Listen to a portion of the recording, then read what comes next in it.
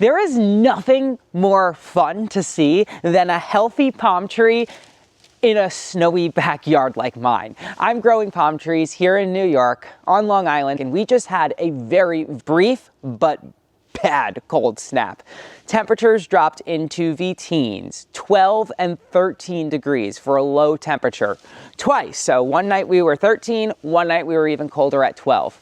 All right, that's a zone 8 still. And for those of you who know about the USDA growing zones, you can grow palm trees in zone 8 without a problem. But here's what the USDA zones don't tell you.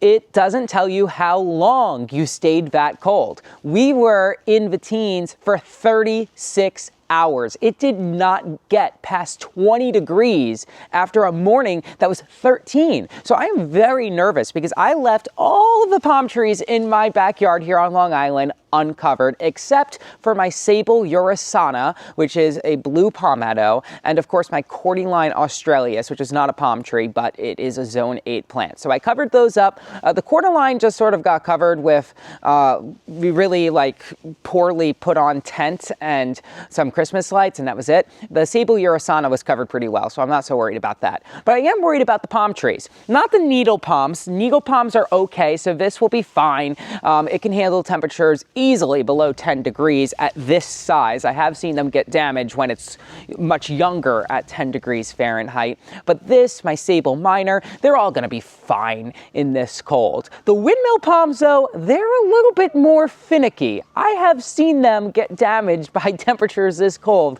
when it is this cold for this long. The duration of cold is so important and nobody talks about it. And then the other thing that people don't talk about is the fact that palm trees can look green and be dead. They're like zombies. They look green during freezing cold temperatures, but they're actually rotten from the inside out because of that cold. It still looks good in the cold, but then as soon as it warms up, it's dead. I also have had that problem with some really tropical plants like my Licuala spinuosa. When I was living in Florida, it got down to like 30 degrees one night, and Licualas are not very cold tolerant, but that variety is one of the most cold tolerant in the genus, so I thought it would be fine.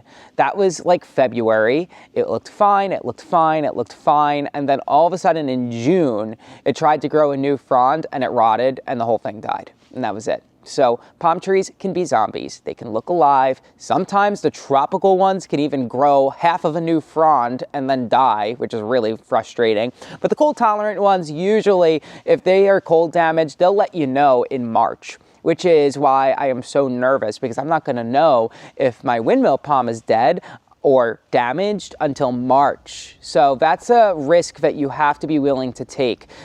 We do have warmer weather coming next week, so I think that if there's cold damage, maybe I'll get some hints of it, because we will get into the 50s, and that's 10 degrees Celsius for several days. We're going to be above freezing starting Friday afternoon all the way into New Year's Day, so that's going to be Wednesday.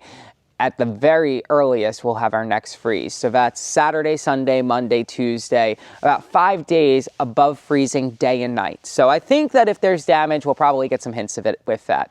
But anyway, so the windmill palms are unprotected.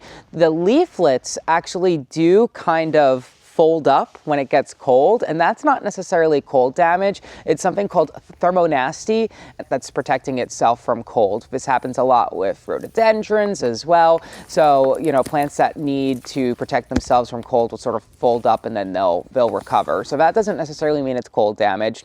My gardenias, we'll see what happens. I have a Chuck Hayes and a frost proof. I didn't cover these up. Sometimes they get really damaged from the wind, and so they're finicky, but these are the most cold tolerant gardenias out there, so we'll see.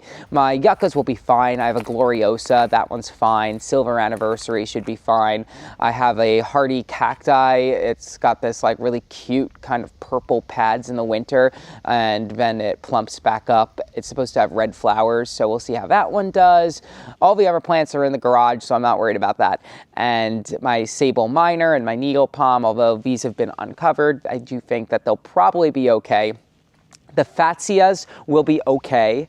Unfortunately, one of my Fatsias is in a container, so I'm a little bit more nervous about that one because you can't keep container plants outside in the cold. They are exposed to so much more cold when those roots are in a container. So if it's like 15 degrees Fahrenheit outside, you have to kind of pretend it's like 5 degrees Fahrenheit. You have to almost like shave off 10 degrees because it's just that dramatic when they are in containers. I also have a tractor seat plant, a Farfugium Japonica. I love these plants, but unfortunately so do the rodents in my yard. I don't know if it's a squirrel, a raccoon, a mouse, a rat. I don't know what's eating it, but something is eating these leaves and it is killing me, but hopefully it'll recover because between that and the cold, I don't know. This plant has been through the ringer. Anyway, my cast iron plant is also unprotected. This is usually grown as a house plant, but it does pretty well most winters here. And in case you're wondering, the koi are underneath this sheet of ice and there's an aerator that keeps the oxygen flowing. Otherwise, they're totally fine. As long as they're not freezing solid, which they never will in my climate, they are happy. Camellias, at least a lot of varieties, are pretty decently cold tolerant. In our climate, they seem to do all right. And this one has even blooms. So squanas will bloom on and off throughout the fall and winter time. It has a lot of buds on it, so it'll probably bloom during mild spells throughout the winter like it usually does. I actually had a Camellia japonica, which is a spring bloomer. That one was blooming at my parents' house earlier than ever before. Back in November, I was getting blooms on it. This variety is called Spring Promise. It has its biggest flush of blooms in March, but it does sporadically open up during the winter time as well. And also at my parents' house, I have my biggest Windmill Palms. These are my babies. Despite their size, I had to protect them because they are my babies. I love them. I am freezing cold out here. I am trying to adapt to the cold and just so I like literally sit out in the cold and I'm like, all right, Alex, this is refreshing. They say it's good for your immune system. At Costco, they're selling ice baths for like $200 and it's a bargain. I mean, people do it for their health. They do it for fun. They go and bathe in the ice. I'm like, we got plenty of ice. We got plenty of snow over here. So let's just do it. Let's see what happens. Oh, also, my star jasmine was uncovered. This variety is called Madison, and it's supposed to be more cold tolerant, so we'll see what happens. All right, anyway. Now I'm gonna go inside. Thank you for watching. Happy holidays, and I'll see you soon. We'll see what happens with these plants. I will absolutely keep you updated. Will this windmill palm, needle palm, sable minor, am I gonna get damage from 12-degree temperatures when it can handle so much colder? We'll find out.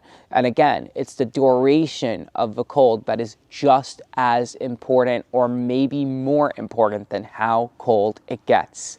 Bye, everybody. Okay, I'm keeping this part in so you can hear how much my knees hurt.